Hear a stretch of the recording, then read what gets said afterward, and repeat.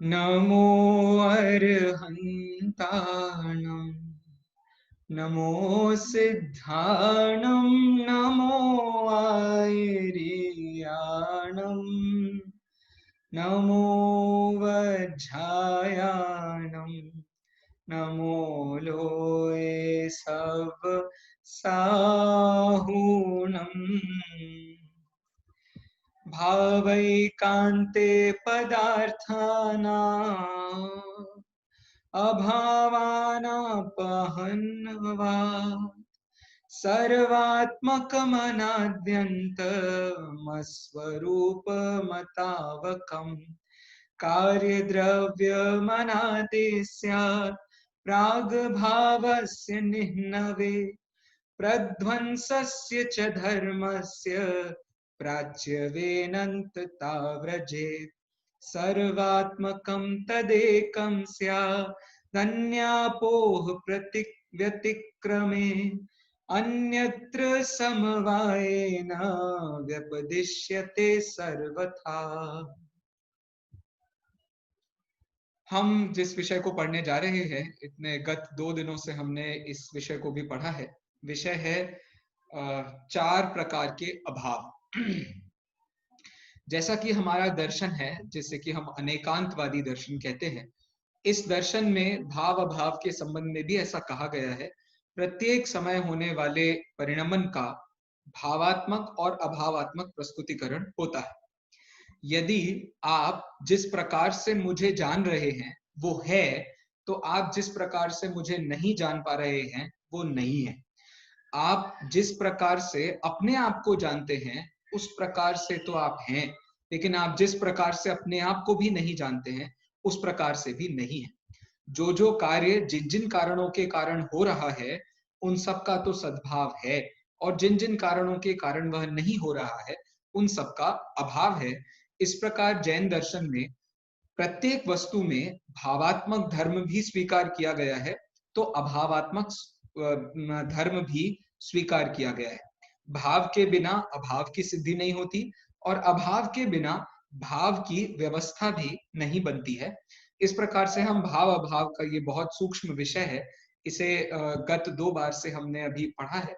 इस विषय को अब हम गति प्रदान करते हुए कुछ आपके सामने मैं एक्सरसाइजेस रख रहा हूँ। उन एक्सरसाइजेस को करते करते हम ये 4 अभाव का विषय पढ़ेंगे। उससे पहले जो हम पुराना पढ़ चुके हैं उसका एक बार रिवीजन कर लेते हैं। बात हमारी यहां से चालू हुई थी कि 4 अभाव किसे कहते हैं। 4 अभाव का जो स्वरूप है वो समंत भद्राचार्य ने आप्त मीमांसा की कारिका क्रमांक 9, 10, 11, जिसको कि मैंने मंगलाचरण में भी पढ़ा था, इस विषय के माध्यम से बताया है। अभाव किसे कहते हैं, तो वो खुद ही अपने इस विषय को बताते हुए कहते हैं, पदार्था नाम अभाव अपहन्नवात सर्वात्मकम अनाद्यंत मस्वरूप मतावकम, अर्थात प्रत्येक द्रव्य दूसरे द्रव्य में अपने अस्तित्व के कारण नहीं हो, अपने अस्तित्व के कारण होता है, पर के अस्तित्व के कारण नहीं होता है। तो अपने कारण होना हुआ भाव और पर के कारण न होना हुआ अभाव। इससे ये परिभाषा बन गई, एक पदार्थ का दूसरे पदार्थ में अस्तित्व न होना, इसको अभाव कहते हैं। अब पदार्थ किसे कहते हैं, तो पदार्थ सिर्फ द्रव्यों को ही नहीं कहते हैं, अपितु पर्यायों को भी पदार्थ संज्ञा दी गई है। जैसे पुण्य पदार्थ, पाप पदार्थ। अब पुण्य पाप, इस जगत में कोई वस्तु पुण्य पाप नहीं है। जैसे मेरे पास में ये छेड़ाला की पुस्तक है, ये पुण्य पाप नहीं है। इसे मैं अच्छा समझूं तो पुण्य, इसे मैं बुरा समझूं तो पाप। इसका मतलब पुण्य पाप आदि पर्याय हैं। आश्रव, बंध, संवर, निर्जरा, मोक्ष, ये सभी पदार्थ होने के बाद भी पर्याय हैं। मैं बहुत सारा बोल रहा हूं, लेकिन उससे पहले पूछ लेता हूं कि आपको पता है पदार्थ कितने प्रकार के होते हैं? कोई मुझे बता सकता है हाथ उठा के? 9 होते हैं। अच्छा, किसी ने जवाब ही दे दिया, धन्यवाद। उन्होंने कहा पदार्थ 9 होते हैं। क्या इनके नाम भी बता देंगे आप मुझे? ये 7 तत्व, पाप और पुण्य। बहुत बढ़िया, बहुत बहुत बहुत बहुत धन्यवाद। वैसे तो सूक्ष्मता से देखा जाए तो तत्व अलग प्रकार की वस्तु होती है और पदार्थ अलग प्रकार की वस्तु होती है। अभी तत्व और पदार्थ का अंतर मुझे नहीं बताना है, मुझे तो सिर्फ आपको पदार्थ समझाने थे। तो जैसे जीव और अजीव ये दोनों द्रव्यात्मक पदार्थ हैं, वैसे ही आश्रव, बंध, संवर, निर्जरा, मोक्ष और पुण्य पाप ये पर्यायात्मक पदार्थ हैं। पुण्य पदार्थ क्या पाप पदार्थ रूप हो सकता है? क्या आश्रव पदार्थ कभी संवर पदार्थ रूप हो सकता है? क्या बंध पदार्थ कभी मोक्ष और निर्जरा पदार्थ रूप हो सकता है? नहीं हो सकता। अर्थात हर पर्याय की अपनी व्यवस्था अलग होती है। इस प्रकार से मैं ये बताना चाहता हूं कि पर्याय भी पदार्थ होती है, तो एक पर्याय का दूसरी पर्याय में अभाव, उसको भी हम अभाव कहेंगे। एक वर्तमान पर्याय का भूत में अभाव, ये भी अभाव है।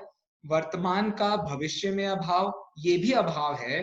तो दो वर्तमानों के बीच में भी अभाव पाया जाता है। अरे बात समझ में आती है? थोड़ा सिर हिलाकर बता दीजिए। हाँ ठीक है। तो कहने का मतलब इतना सा था कि पर्यायों में भी भूत भविष्य की दृष्टि से और दो वर्तमान की पर्यायों की दृष्टि से भी उसमें अभाव पाया जाता है। तो पर्यायों के बीच में भी अभाव है, तो द्रव्यों के बीच में ही अभाव है। अभाव इन द्रव्य पर्यायों के अलावा और किसी भी चीज में नहीं होता है, क्योंकि दो कारण हैं। पहला तो ये कि पदार्थ ही 9 होते हैं, जिनमें कि दो द्रव्य और बाकी की पर्याय हैं। और दूसरा कारण, अभाव भी या तो अत्यंता होता है या प्राग, प्रध्वंसा या अन्योन्या होता है। तो प्राग, प्रध्वंसा, अन्योन्या भाव ये सब पर्यायात्मक अभाव हैं, और अत्यंता भाव ये द्रव्यात्मक अभाव है। ये द्रव्य पर्याय की थ्योरी समझ में आई क्या भैया? निखिल जी एक बार रिवाइज करवाइए प्लीज। क्या आपको समझ में आया बताइए।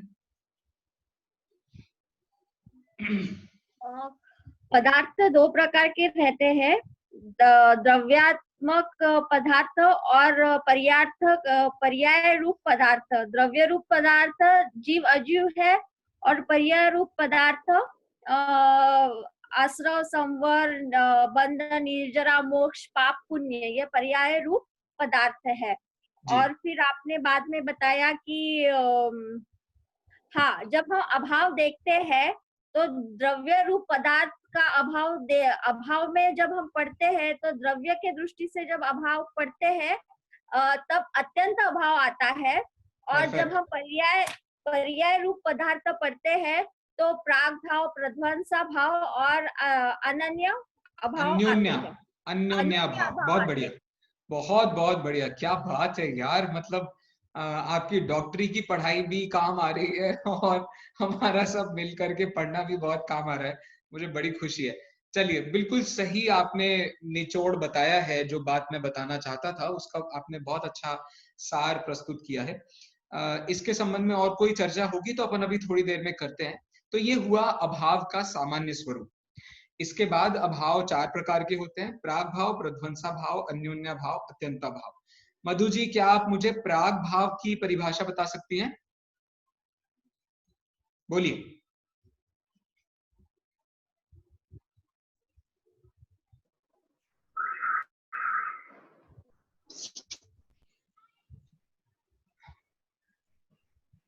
हेलो। हाँ जी। हाँ, आप पूर्व पर्याय का वर्तमान पर्याय में अभाव यानी प्राग भाव है। पूर्व पर्याय, अरे ये हाँ, पूर्व पर्याय में वर्तमान पर्याय का जो अभाव है उसे प्राग भाव कहते हैं। बहुत बढ़िया, बहुत बहुत धन्यवाद सुरभि जी। मधु जी की आवाज शायद मेरे पास आ नहीं पाई। चलिए मैं ललिता जी के पास जाता हूँ। ललिता जी, प्रध्वंसा भाव किसे कहते हैं? एक द्रव्य की वर्तमान पर्याय के दूसरे द्रव्य की आगामी पर्याय को अभाव, प्रशंसा भाव कहते हैं। दूसरे द्रव्य की नहीं, उसी द्रव्य की। उसी द्रव्य की, हाँ सॉरी, हाँ, ठीक है ठीक उसी है। द्रव्य की। हाँ हाँ, बिल्कुल ठीक है ललिता जी, बहुत बहुत धन्यवाद आपको। आगे बढ़ता हूँ। ममता जी, मुझे कृपया बताइए अन्योन्या भाव किसे कहते हैं?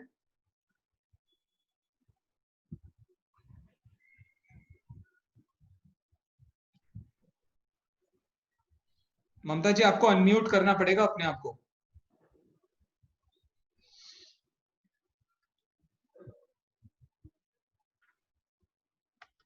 एक पर्याय एक पुद्गल द्रव्य की पर्याय का दूसरे वर्तमान पुद्गल द्रव्य की पर्याय में अभाव।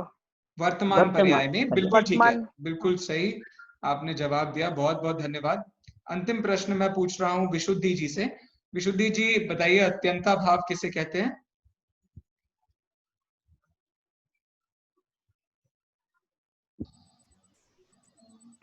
हेलो हाँ जी, बोलिए बोलिए। भैया, मुझे अच्छे भाव की डेफिनेशन नहीं आती, मुझे प्रध्वंसा और प्राग भाव की आती है।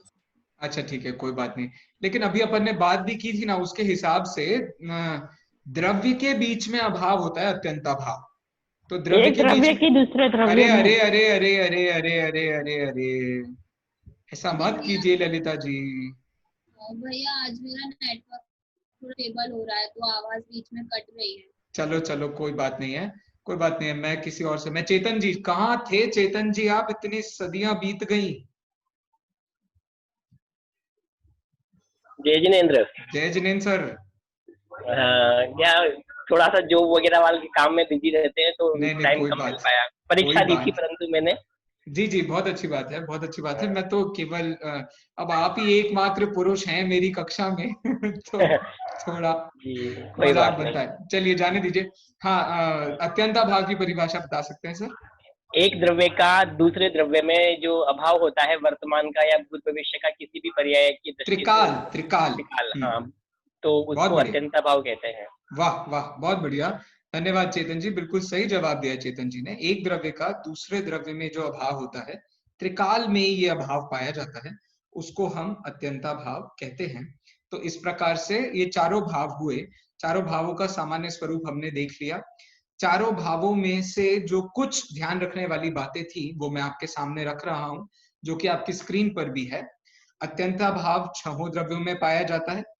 अन्योन्या भाव 2 पुद्गल द्रव्य की वर्तमान पर्यायों में घटित होता है, जबकि जो प्राग भाव होता है वो 6 द्रव्यों में उनके वर्तमान पर्याय से उनकी पूर्व पर्याय में संबंध रखता है।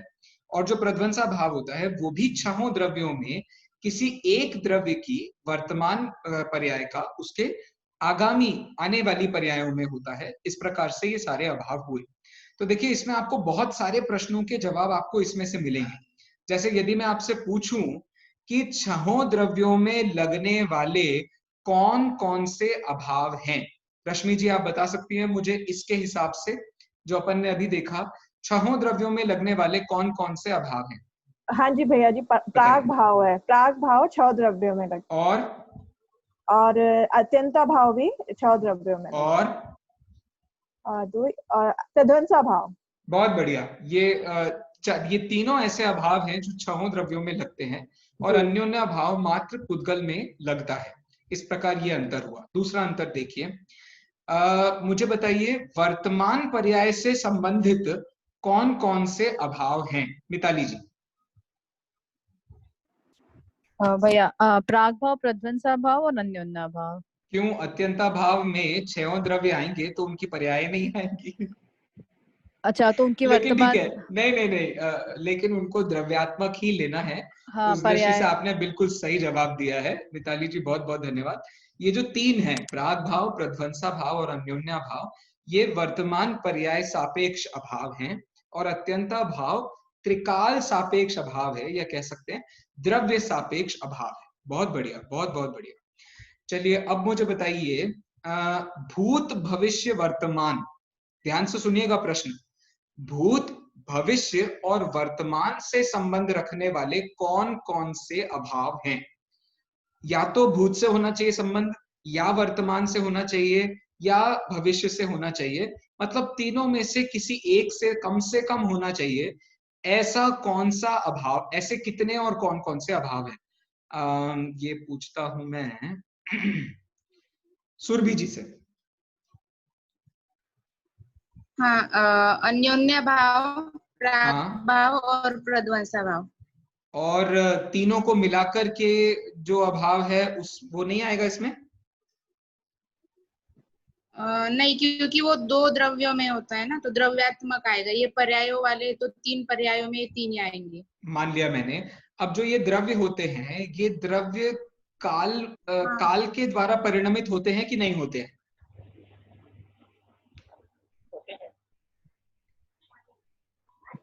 सुरभि जी, हेलो, क्या ये आवाज द्रव्य, ब्रेक हो रही है। हाँ, हाँ, क्या ये द्रव्य काल के द्वारा परिणमित होते हैं कि नहीं होते हैं? हाँ, परिणमित तो होते हैं। तो आज यदि आप में और मुझ में अभाव है, तो क्या कल आप में और मुझ में अभाव नहीं होगा? होगा। तो हो गया ना फिर काल से संबंध भी। हाँ, समझ गए ना? हाँ, तो बस मुझे उतना ही बताने का भाव था समझ गए। कि हाँ, हाँ, सारे हाँ, ही, हाँ, हाँ, समझ सारे ही जितने अभाव हाँ, हैं उन सब का संबंध पर्याय हाँ, के, पदार्थ के साथ है। तो इस बात में मैं आपको ये बताना चाहता था कि जैसे द्रव्य का संबंध हाँ, होता है द्रव्य से, क्षेत्र का हाँ, संबंध होता है अस्तिकाय से, भाव का संबंध होता है तत्व से, वैसे ही काल का संबंध होता है पदार्थ से। समझ में आ रही है आपको बात? जैसे जीव द्रव्य भी है, समझ में। जीव अस्तिकाय भी है, जीव पदार्थ भी है और जीव तत्व भी है। इसके बाद भी हाँ, जीव द्रव्य चूंकि द्रव्य से प्रस्तुतिकरण है, तो वो अस्तिकाय से अलग प्रस्तुतिकरण होगा, क्योंकि अस्तिकाय का क्षेत्र सापेक्ष प्रस्तुतिकरण है। हाँ, ऐसे ही पदार्थ से भी अलग होगा, तो पदार्थ का संबंध समझ लीजिए उसके काल से होता है। तो अब क्षेत्र वाला जो जीव अस्तिकाय है, वो काल वाले जीव पदार्थ से अलग होगा। ऐसे ही काल वाला जो जीव पदार्थ है वो भाव वाले जीव तत्व से अलग होगा। इस प्रकार से इन चारों में सिमिलैरिटी भी है और इनमें डिफरेंसेस भी हैं। मुख्यतया तो मुझे इतना ही बताना था, ये चार अभाव जो विषय होता है, ये चार अभाव विषय पदार्थ को बताने वाला विषय है। और पदार्थ को बताना है, इसका मतलब काल से सापेक्ष होगा, वर्तमान से होगा, भूत से होगा, भविष्य से होगा या त्रिकाल से होगा, कैसे भी होगा, उसका संबंध काल सापेक्ष जरूर होगा। हाँ ममता जी, आप कुछ कह रही हैं? चाहिए ना भैया? क्या, एक फिर से बोलिए।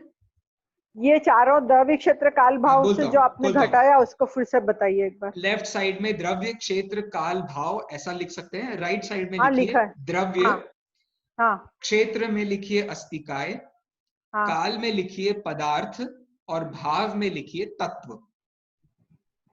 और द्रव्य में क्या आएगा?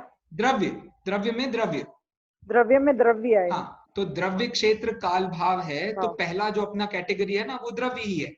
तो द्रव्य कितने होते हैं? तो 6। तो ये जो 6 विभाजन हुआ है ये द्रव्य की अपेक्षा है। ऐसे ही अस्तिकाय होते हैं 5, तो वो विभाजन क्यों है? क्षेत्र की अपेक्षा। पदार्थ कितने होते हैं? 9, तो वो विभाजन है काल की अपेक्षा। और तत्व होते हैं 7, वो विभाजन है भाव की अपेक्षा। ठीक है ना? थैंक यू भैया। हाँ जी, हाँ जी, धन्यवाद। चलिए, ये बात हमने देख ली, अब आगे बढ़ते हुए देखते हैं। मैं निवेदन करता हूँ, रश्मि जी प्लीज आप इस स्लाइड को पढ़ेंगे क्या? एक अत्यंता भाव द्रव्य सूचक है, बाकी तीनों अभाव पर्याय सूचक हैं। इन चारों को संक्षेप में यह भी कह सकते हैं कि जिसका अभाव होने पर नियम से कार्य की उत्पत्ति होती है, उसे प्राग भाव कहते हैं। बहुत बहुत धन्यवाद, बहुत बहुत बिल्कुल सुंदर आपने पढ़ा है।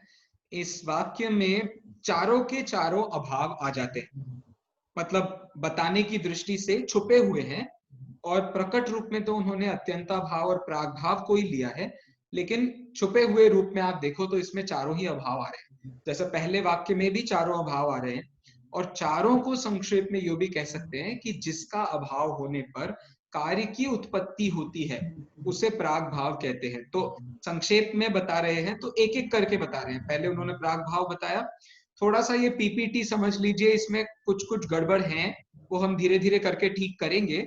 तो आप अच्छे से समझ के कि कहाँ कौन सी बात चल रही है उसको आप वैसे लगाना। तो चारों को संक्षेप में प्राग भाव नहीं कह सकते हैं, लेकिन चारों को बताते हुए सबसे पहला पॉइंट ये है कि कार्य को उत्पन्न कराना है, तो जो कार्य उत्पन्न होगा उसका पूर्व जो पर्याय है उससे अभाव होगा, इसलिए उसे हम प्राग भाव कहते हैं। जैसे मोक्ष, समझ लीजिए मुनि बनने पर मोक्ष की प्राप्ति होती है, मुनि बनने पर मोक्ष की प्राप्ति होती है।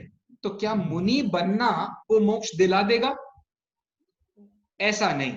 तो वो इस अर्थ में लेना है कि मुनि बनना उसके लिए एक नेसेसरी समझ लीजिए एलिमेंट है, लेकिन मुनि बन जाएंगे तो निश्चित रूप से कार्य उत्पन्न हो जाएगा, मतलब मोक्ष प्राप्त हो जाएगा, इसकी गारंटी नहीं है। दूसरा देखिए रश्मि जी, दूसरा पढ़िए।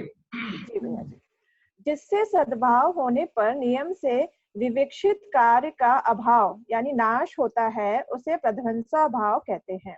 बहुत बढ़िया। विवक्षित का मतलब होता है जिसकी हम बात कर रहे हैं, तो जो आगे आ जाएगा उससे जो अभी चल रहा है उसका अभाव हो जाएगा। मतलब क्या मुनि अवस्था को धारण किए हुए ही सिद्ध अवस्था आ सकती है? तो मुनि अवस्था का त्याग होगा तब जाकर के सिद्ध अवस्था की प्राप्ति होगी। ये उसकी अवस्था का अंतर है। तो अभी जो मुनि अवस्था चल रही है वो सिद्ध अवस्था में जाकर के उसका अभाव होगा। इससे हम क्या बताना चाहते हैं? इससे हम ये बताना चाहते हैं कि तुम अवस्था पर ध्यान मत दो, तुम अपनी आत्मा पर ध्यान दो। तुम अपने शुद्ध द्रव्य पर ध्यान दोगे तो अपने आप अवस्थाओं से अतीत हो जाओगे, और अवस्थाओं से अतीत हो जाओगे, यही तो वास्तविक द्रव्य है, यही तो वास्तविक द्रव्य स्वभाव है, तो उसकी प्राप्ति हो जाएगी। ये प्रध्वंसा भाव से हमें लाभ भी प्राप्त होता है। देखिए कोई भी शब्द आपको मुश्किल कर रहा हो तो बिल्कुल पूछेगा। विशुद्धि जी, आप कहीं भी अटके तो आप कभी भी पूछ सकती हैं, बिल्कुल घबराने की बात नहीं है। आप जितना पूछेंगी उतना हम सबको लाभ होगा। चलिए आगे पढ़िए रश्मि जी प्लीज। हाँ, अन्य पुद्गल के स्वभाव वर्तमान पर्याय में स्व यानी अन्य पुद्गल स्वभाव की व्यावृत्ति अन्योन्य भाव है। व्यावृत्ति, ओके, व्यावृत्ति मतलब अलग होना जी।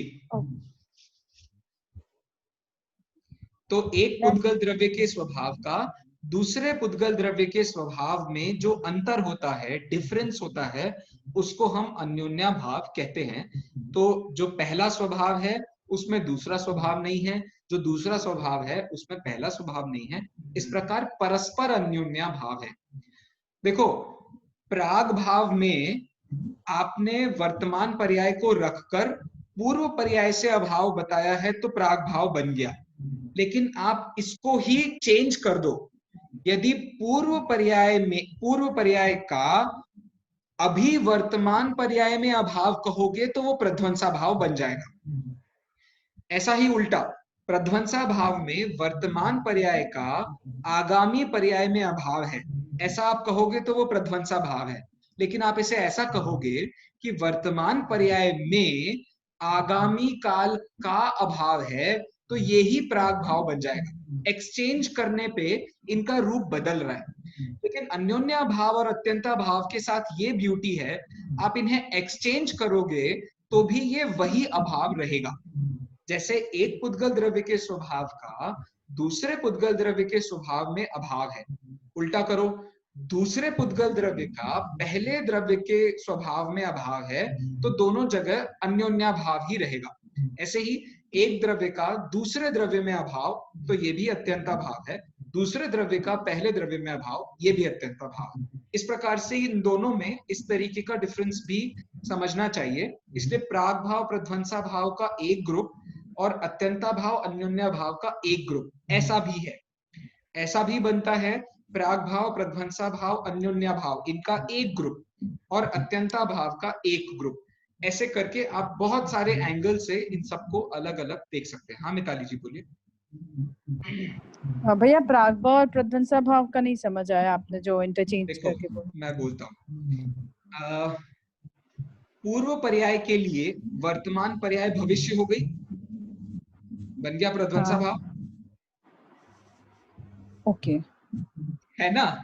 ओके, वर्तमान पर्याय का पूर्व पर्याय में अभाव। अच्छा, तो वर्तमान को बीच में रखा और पूर्व से उसका रिलेशनशिप बता रहे हैं, तो ये बन गया प्राग भाव। हमने क्या किया, पूर्व पर्याय को बीच में रखा और उससे आज की पर्याय को कंपेयर किया। ओके, तो प्रध्वंसा भाव आज बन गया भविष्य, तो भविष्य होने के कारण वो बन गया प्रध्वंसा भाव। ऐसा आप प्रध्वंसा में भी लगा सकते हो। वर्तमान के लिए जो भविष्य है वो तो भविष्य है, लेकिन भविष्य के लिए जो वर्तमान है वो भूतकाल है। उस दृष्टि से हमें ये दोनों भी अभाव ऐसे इंटरचेंज होके लगा सकते हैं। मैं ठीक बोल रहा हूँ ना निखिली जी? लॉजिकल लग रहा है? भैया जी, हाँ जी, एक चीज है हाँ, कि इन दोनों में जो लास्ट के अत्यंता भाव अनन्य भाव जो है, इसमें सिर्फ वर्तमान पर्याय को ही देखेंगे? नहीं, जो अत्यंता भाव है उसमें हम पूरे द्रव्य को देखेंगे। त्रिकाल में जैसे देखो, मैं एग्जांपल देता हूं, इस जन्म में आपकी एक शक्ल है और इस जन्म में मेरी एक शक्ल है। हम दोनों की इस जन्म की जो शक्ल है उसमें डिफरेंस है, ये तो हमें समझ में आ रहा है। लेकिन आपके अंदर रहने वाला जो जीव द्रव्य है, मेरे अंदर रहने वाला जो जीव द्रव्य है, उसकी तो कोई शक्ल नहीं होती है। तो उसके बीच में जो डिफरेंस बताना है वो तो हुआ उसके परमानेंस का डिफरेंस। मतलब कि ऐसा देखिए, उद्गल परावर्तन यदि आपने सुने हो तो ऐसा दिन भी आ सकता है कि जैसा मैं दिख रहा हूं वैसी आप दिखने लगे, और जैसी आप दिख रही हैं वैसा मैं दिखने लगूं। समझ में आ रहा है? लेकिन वो भविष्य में कभी होगा या भूतकाल में कभी हुआ होगा, आज वैसा नहीं है। समझ रहे हैं? वो हो गया अन्योन्या भाव। लेकिन जो आपका द्रव्य है और जो मेरा द्रव्य है उसमें परमानेंट अभाव है। हम कभी एक नहीं होने वाले हैं। आपका ज्ञान आपका ही रहेगा। जैसे मेरा केवल ज्ञान भी हो गया और आपका भी केवल ज्ञान हो गया, तो आपके केवल ज्ञान में मैं पर की तरह नजर आऊंगा और आप खुद को स्व की तरह देखोगे, और मेरे केवल ज्ञान में मैं आपको पर की तरह देखूंगा और अपने आप को स्व की तरह देखूंगा। तो वो हमेशा डिफरेंट ही रहने वाला है। ठीक है? वो डिफरेंस समझ में आ गया आपको? ठीक है, चलिए भैया, हाँ जी। ये अन्योन्या भाव में मतलब पुद्गल, जैसे पुद्गल को इतना प्रेफरेंस क्यों दिया कि अन्योन्या भाव में उसकी वर्तमान पर्याय को? बिल्कुल सही आपने प्रश्न उठाया है। मैंने अपनी पिछली कक्षा में भी इसका हिंट दिया था। देखिए, ये जो परिभाषा चल रही है ये गोपाल दास जी बरैया के द्वारा बनाई गई परिभाषा है। उसके बाद ही ये परिभाषा अधिक जगहों पर मिलती है। इस परिभाषा को उदाहरण के रूप में अष्टसहस्त्री नाम का जो ग्रंथ है, अष्टसहस्त्री नाम का ग्रंथ आप्तमीमांसा की टीका है। आप्तमीमांसा की टीका में इन्हीं कारिकाओं की, इसमें जो 11वें नंबर की कारिका है ना जो अपन ने देखी थी, हाँ, इसमें जो 11वें नंबर की कारिका है, इसमें अन्यापोह व्यतिक्रमे, जो ये अन्यापोह शब्द है, इसकी व्याख्या तकरीबन 5 से 6 पेज में की है। वहां उन्होंने घट पर्याय का पट पर्याय में अभाव ऐसा बताया है। घट मतलब घड़ा, पट मतलब कपड़ा। तो घट का पट में जो अभाव होता है उसको उन्होंने वहां उदाहरण के रूप में समझाया है। अच्छा। तो जो हम पढ़ रहे हैं वो सर्वथा गलत भी नहीं है, लेकिन वो सर्वथा वैसा भी नहीं है, ऐसा मुझे पर्सनली पढ़ने पर ऐसा समझ में आया।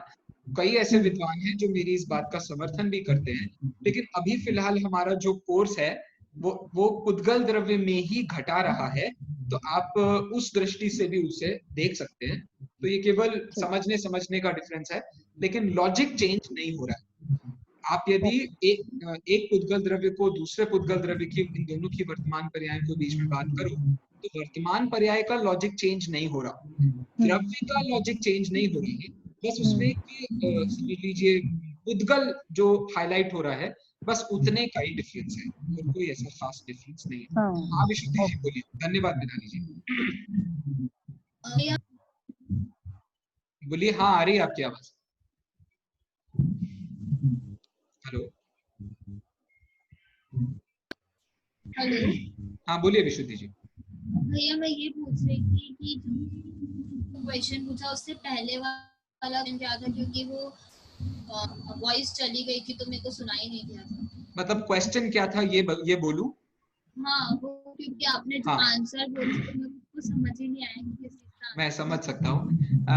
एक काम करता हूँ, चलो मैं ही बोलता हूँ। क्वेश्चन ये था कि ये जो 3 अभाव हैं, अत्यंता भाव, प्राग भाव, प्रध्वंसा भाव, ये तीनों के तीनों अभाव हमने 6 द्रव्यों में डाले। तो ये अलग से पुद्गल द्रव्य को अन्योन्या भाव में हाईलाइट क्यों किया? तो मैं इसमें ये कहना चाह रहा था कि अभाव की परिभाषा में ये जो अन्योन्या भाव है, ये अन्योन्या भाव का नाम जो असली में आपको अपनी किताब में मिलेगा, अपनी किताब मतलब आप्तमीमांसा में मिलेगा, उसका नाम अन्यापोह है। और वहां अष्ट सहस्री जो कि विद्यानंद आचार्य ने इस पर टीका लिखी है, उसमें जब आप विस्तार से अन्यापोह को पढ़ेंगे तो वहां पर पुद्गल द्रव्य को एग्जाम्पल के रूप में समझाया है। आप चाहें तो इसे और द्रव्यों पर भी लगा सकते हैं, ऐसा मुझे वहां पढ़ के समझ में आया है। तो अभी जो पुद्गल द्रव्य के बारे में परिभाषा है, उसमें वर्तमान पर्याय की दृष्टि से परिभाषा गलत नहीं है, द्रव्य की दृष्टि से भी परिभाषा गलत नहीं है। बात सिर्फ और सिर्फ इतनी सी है कि पुद्गल द्रव्य को लेना है या अन्य द्रव्यों को भी लेना है, तो उसमें हमारी बात चल रही थी। ठीक है विशुद्धि जी?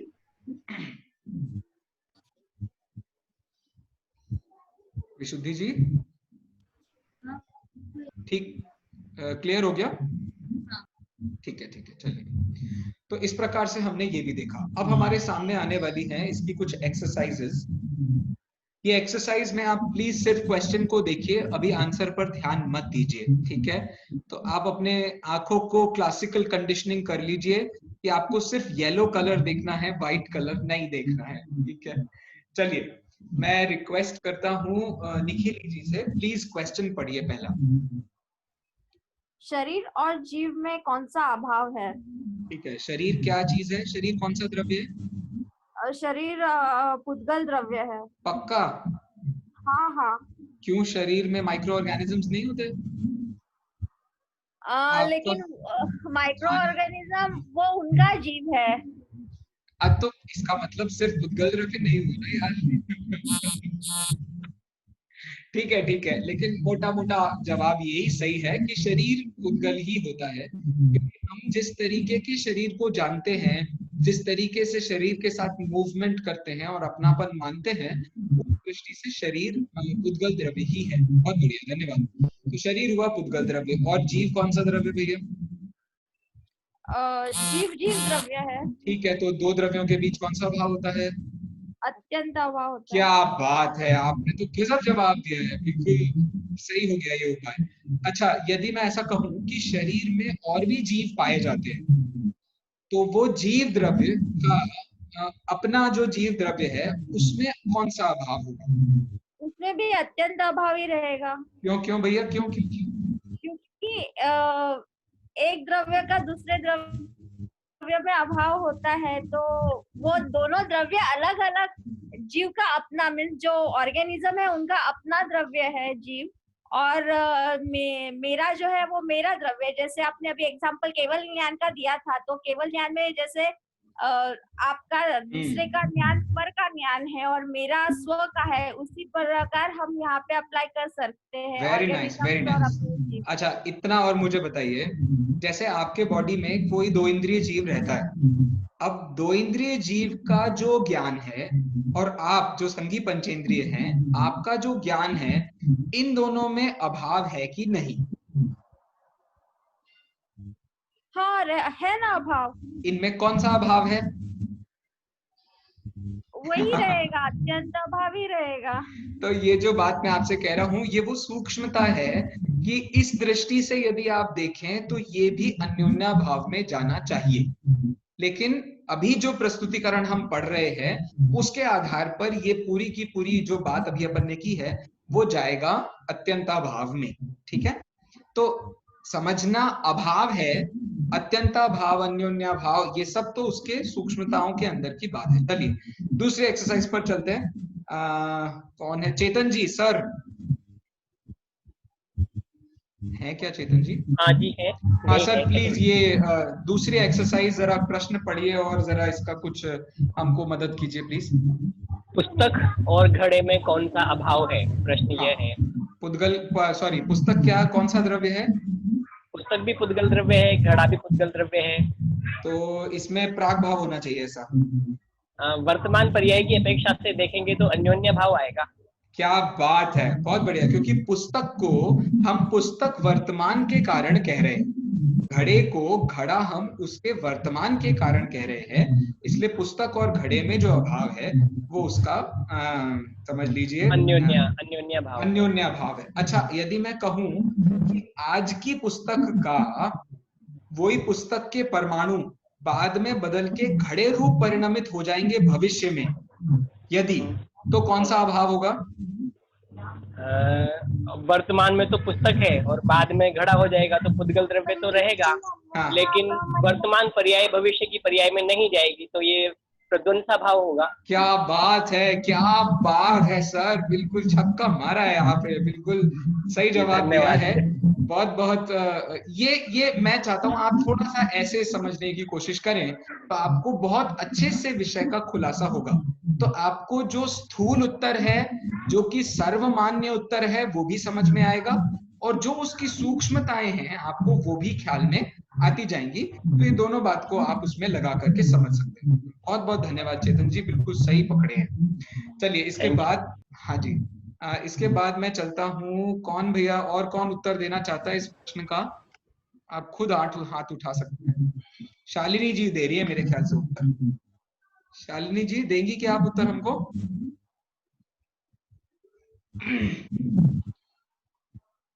अच्छा, विराज जी दे रहे हैं, क्या बात है। आज हम मैन टू मैन लड़ाई करेंगे। बताइए, प्रश्न पढ़ना पड़ेगा एक बार बेटा। मैं बताने में पूछने के लिए। अच्छा ठीक है, हाँ बताए, पूछिए पूछिए सर, बताइए। आत्मा अनादि काल अन्योन्या भाव मतलब क्या पंडित जी? अन्योन्या भाव का मतलब बेटा, आपके सामने कोई दो चीजें नजर आ रही हैं, कोई दो पुद्गल नजर आ रहे हैं। आपके सामने पेंसिल नजर आ रही है तो अच्छा ऐसा करता हूँ, आपके सामने मम्मी नजर आ रही है और आपके सामने फोन नजर आ रहा है आपको। फिराज, मम्मी और फोन नजर आ रहा है कि नहीं आ रहा है? अरे मेरे ख्याल से वहां कुछ नेटवर्क का प्रॉब्लम है। आ रहा है हाँ। तो मम्मी भी अभी जो आपको आंखों से जो मम्मी दिख रही है वो पुद्गल द्रव्य, आपको आंखों से जो मम्मी दिख रही है वो पुद्गल द्रव्य है, और आपको आंखों से जो फोन नजर आ रहा है वो भी पुद्गल द्रव्य है। तो आपकी मम्मी में, मम्मी के शरीर में और फोन में जो अभाव है, मम्मी फोन नहीं है, फोन मम्मी नहीं है, इसको कहते हैं अन्योन्या भाव। ठीक है विराज? आई थिंक ठीक है। चलिए आगे बढ़ता हूं मैं। ये प्रश्न की ममता जी, मैं आपसे निवेदन करता हूं कृपया करके इस प्रश्न को पढ़ें और इसका समाधान भी करें।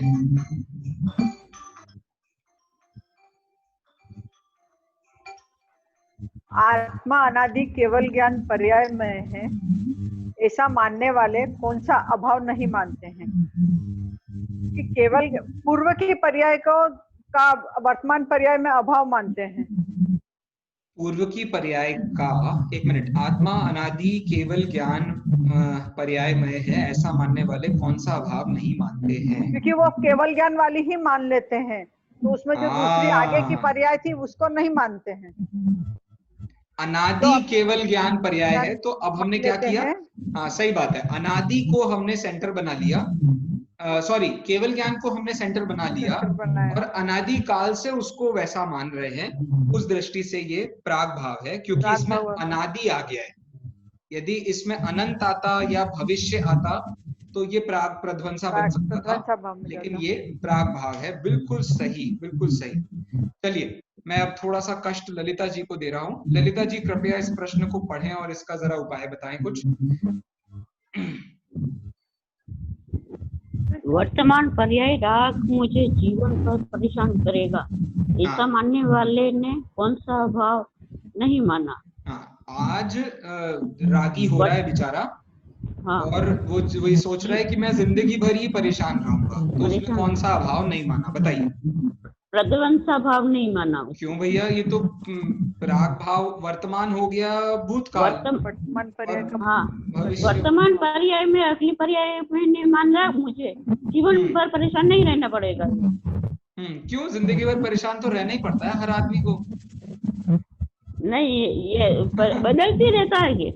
हाँ वो सही बात है, तब वर्तमान पर्याय कुछ और होगी, अभी की वर्तमान के कारण नहीं होगा, तब के कारण नया नया दुखी होता है ये आदमी, क्योंकि नया नया कर्म का उदय आता जाता है और हर बार कर्म के उदय में उसे मजा भी आता जाता है, तो वो उसमें लगा रहता है, तो इस प्रकार से वो परेशान भी रहता ही है। बिल्कुल सही उत्तर आपने दिया है ललिता जी, बहुत बहुत धन्यवाद आपको।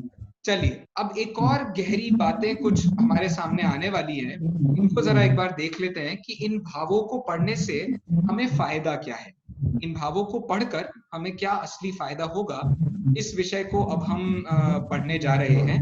मैं ऐसे ही निवेदन करूंगा जो कि आप में से कोई इसे पढ़ दे तो अपने आप हम उस विषय को अच्छे से समझ पाएंगे। तो सबसे पहले मैं निवेदन करता हूं बबीता जी से, कृपया मुझे प्राग भाव समझने से क्या लाभ है ये विषय बताएं। Babita ji.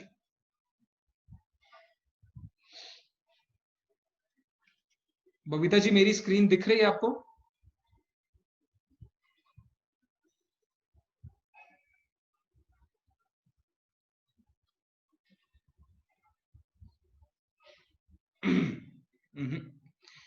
No progress I think.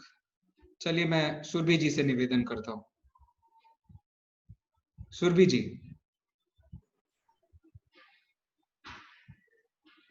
अनादि से मिथ्यात्व आदि महापाप करने वाला आत्मा पदार्थ करे तो वर्तमान में उनका अभाव कर सम्यक्तवादी धर्म दशा प्रकट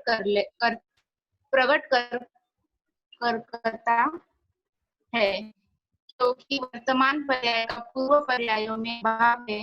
अतः प्रागभाव समझने से मैं पापी हूँ, मैंने बहुत पाप किए हैं, मैं कैसे तीर सकता हूँ आदि हीन भावना निकल जाती है। क्या बात है, तो ये कितना अच्छा अभाव है, बड़ा स्वीट सा अभाव है कि हमें जो हीन भावना है अनादि काल की, हमें हर दिन ऐसा ही तो महसूस होता है कि मुझे ये नहीं आता, मुझे वो नहीं आता है, मैं ये इतना गधा हूँ, मेरी जिंदगी कहाँ जा रही है, भगवान के दर्शन करता हूँ और मुझे घर वालों की याद आती है, मैं गप्पे मारना शुरू कर देता हूँ मंदिर में भी।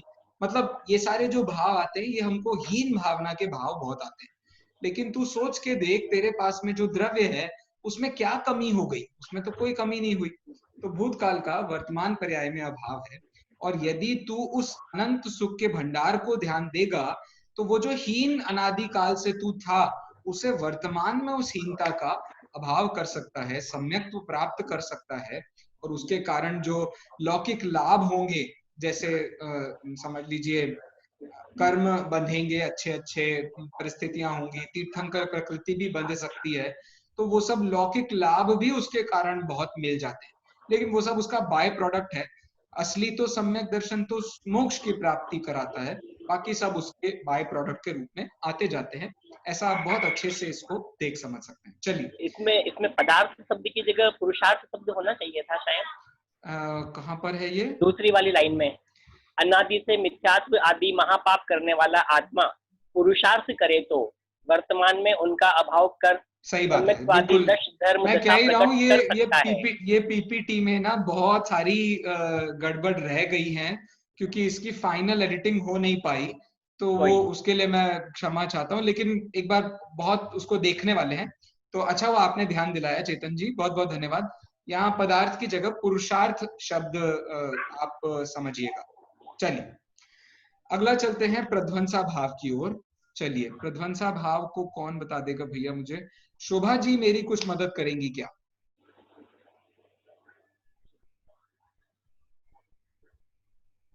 शोभा जी?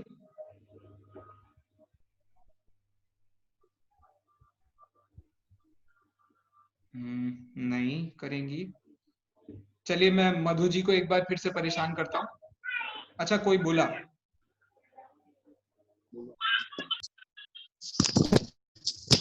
हाँ मधु जी आ रही है आपकी आवाज, बोलिए। छड़ी करना है यार आपको। पढ़ूं? हेलो हाँ मधु जी, आ रही है आपकी आवाज? आ रही है भैया जी आवाज? आ रही है, पढ़िए पढ़िए। प्रध्वंसा भाव के समझने से यह ज्ञान हो जाता है कि वर्तमान में कैसी भी दीनहीन दशा हो, भविष्य में उत्तम से उत्तम दशा प्रकट हो सकती है, क्योंकि वर्तमान पर्याय का आगामी पर्याय में अभाव है। अतः वर्तमान पामरता को देखकर भविष्य के प्रति निराश न होकर स्वसन्मुख होने का पुरुषार्थ प्रकट करने का उत्साह जागृत होता है। वाह, कितना शुद्ध उच्चारण है आपका और बहुत अच्छे से आपने पढ़ा है। बहुत बहुत धन्यवाद। मैं किससे बात, ममता जी को, बहुत ही सुंदर आपने तरीके से इसको पढ़ा है। ये बिल्कुल जहां जहां वो रुकी हैं वो सारे बिंदु बिल्कुल ध्यान देने वाले हैं, जिन पर कॉमा लगा करके आपके सामने बात बताई भी गई है।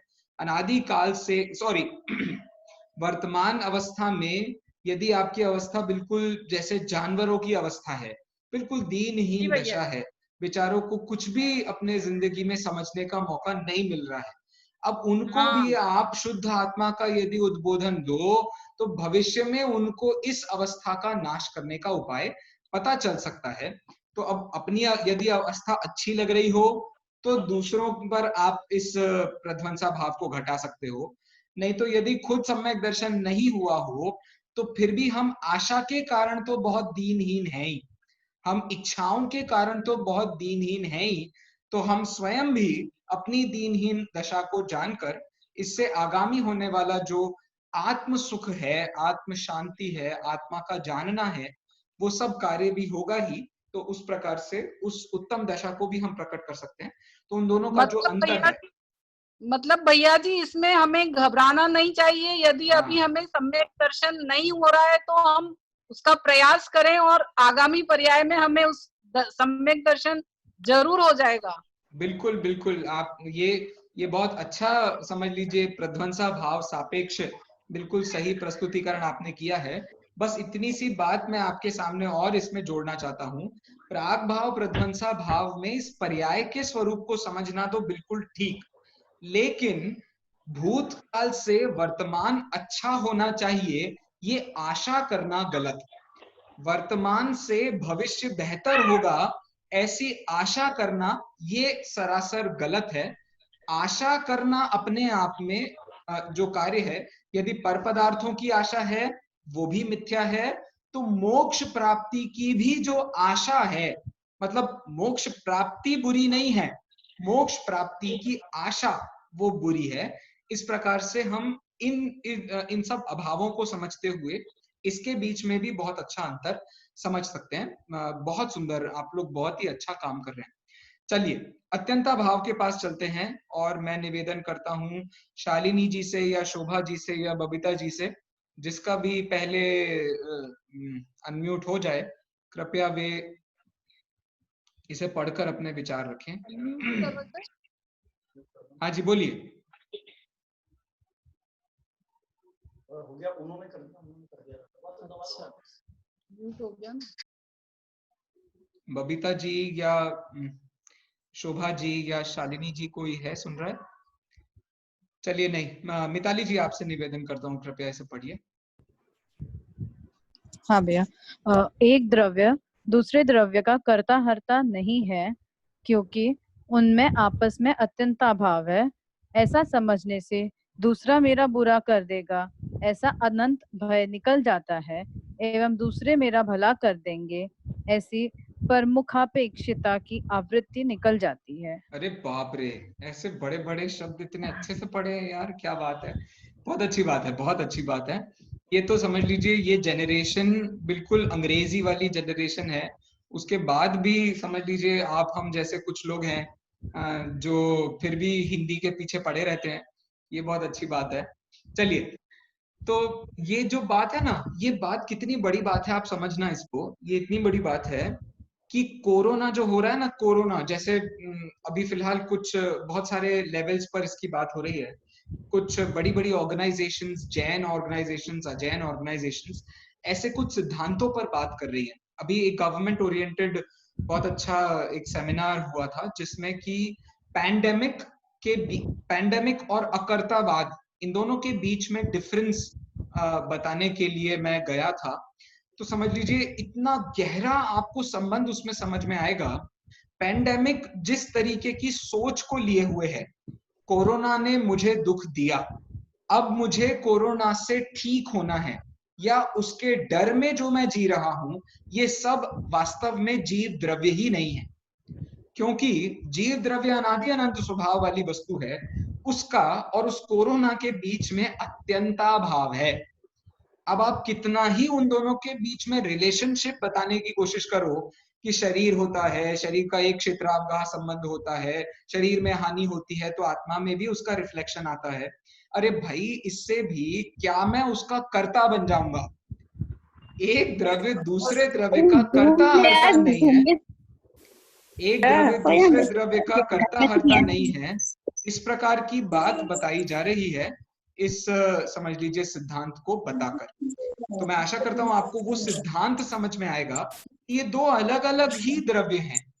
जिस द्रव्य में कोरोना हो सकता है वो द्रव्य, और जो मेरा आत्म द्रव्य है, ये द्रव्य ही अलग अलग है। आप कितना ही रिलेशनशिप स्टैब्लिश कर लो, एक पॉइंट आपको ये बात समझाएगा ही कि इन दोनों में ऐसा रिलेशनशिप नहीं है। जो सर्वथा रिलेशनशिप हम मान रहे होते हैं, वो यदि नष्ट कर भी सकता है तो वो द्रव्य कर्म भाव कर्म को नष्ट कर सकता है, वो द्रव्य कर्म आत्म द्रव्य को नष्ट नहीं कर सकता है। तो वो आत्म द्रव्य और भाव कर्म, उसमें भी जमीन आसमान का अंतर होता है। हो रहे होते हैं वो आत्मा में ही, लेकिन आत्म द्रव्य और आश्रव द्रव्य, समझ लीजिए बंध तत्व, ये सब अपने आप में अलग अलग तत्व हैं। वो अंतर समझेंगे तो अपने आप ये कर्ता हर्ता वाली जो हमारी बुद्धि है वो भी नष्ट हो सकती है। बहुत बढ़िया। चलिए अंतिम मैं निवेदन करता हूँ, एक काम करते हैं, इस विषय को हम कल ले लेते हैं ताकि इसके संबंध में और प्रश्न भी ले लेंगे, इस विषय को और विचार कर लेंगे। अन्योन्या भाव के बारे में बहुत सुंदर बातें यहाँ बताई गई है, और बाकी जो एक्सरसाइजेस वगैरह हैं उसको भी हम कल पूरा कर पाएंगे। तो इस प्रकार चार अभाव का विषय आप खूब अच्छे से पढ़ें, समझें, मनन करें, चिंतन करें। अपने आप आपको बहुत बहुत लाभ होगा। कहीं भी कोई भी विषय के बारे में कुछ चर्चा करनी हो या कुछ बात हो तो हम अवश्य उस पर आ सकते हैं। इतना कहकर के मैं विराम लेता हूँ। जय जिनेंद्र, धन्यवाद, बाय बाय। जय जिनेंद्र। जय जिनेंद्र सभी को। जय जिनेंद्र।